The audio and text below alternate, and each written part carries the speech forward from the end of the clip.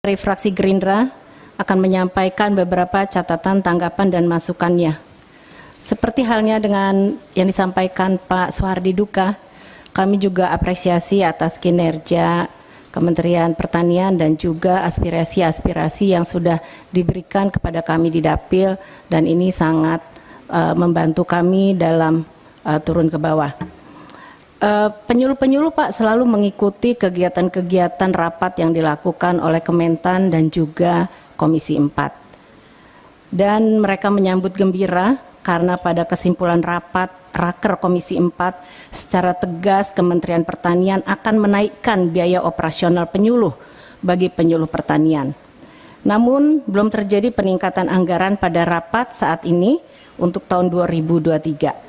Kami juga belum melihat peningkatan anggaran program regenerasi petani, sedangkan regenerasi petani adalah masa depan pertanian kita.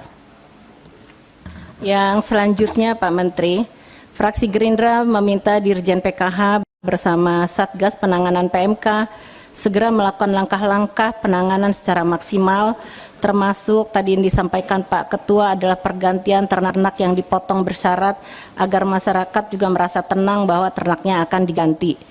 Kemudian kami juga mendorong untuk melakukan vaksinasi nasional harus dipercepat. Ada 3 faktor Pak.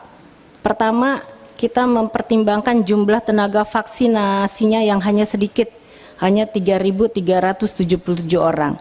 Tentunya ini Dirjen PKH harus melibatkan banyak elemen termasuk dokter hewan, paramedis veteriner, inseminator, mungkin mahasiswa Fakultas Kedokteran Hewan atau mahasiswa peternakan dan organisasi petani lainnya sehingga tujuan kita vaksinasi bisa tercapai. Yang kedua Pak, kalau lihat dari data sampai saat ini, vaksinasi terus berjalan.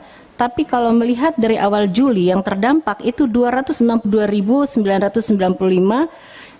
ini ada di situs siaga PMK Krisis Center, hingga 7 September ini berjumlah 519.231. Nah ini artinya apa? Kalau kita lihat ini berarti 200% peningkatan kasus PMK ini dari bulan Juli sampai September. Walaupun ada yang sembuh juga, ada yang juga mati bersyarat. Nah angka ini sangat naik ya, tentu saja ini harus ditanggulangi dengan percepatan vaksinasi. Kemudian ketiga Pak, pejabat otoritas veteriner ini baru tersedia di 25 provinsi dan 93 kabupaten. Nah ini agar secepatnya Dirjen PKH juga menindaklanjuti untuk melengkapi pejabat otoritas veteriner tersebut.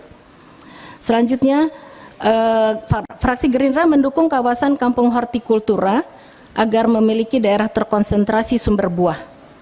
Tapi kalau kita lihat saat ini Pak, kendala adalah di pemasaran termasuk untuk ekspor. Contoh salak nomor 4 Pak, banyak diekspor tapi produksinya masih rendah. Yang kami catat ini tahun data 2019 ya, 955.763 ton. Dari 20 sentra salak, berapa capaian ekspor salak Pak untuk 2022 ini? Kemudian ada berapa banyak kampung salak yang ada di Indonesia ini? Nah yang terakhir Pak, berdasarkan bahan dari Irjen pada RDP tanggal 6 September memaparkan terkait kegiatan monitoring evaluasi yang dilakukan guna memperkuat kebijakan pengawasan jaga pangan. Berdasarkan data yang dipaparkan, kegiatan tersebut telah dilakukan setiap bulan Mei sampai Agustus 2022 di setiap provinsi dan daerah. Monitoring dan evaluasi anggarannya tercantum dalam rencana alokasi anggaran penguatan kebijakan tersebut sebesar 5 miliar.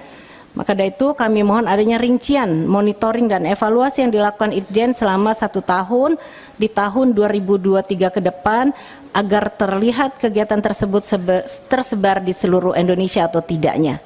Terima kasih, demikian dari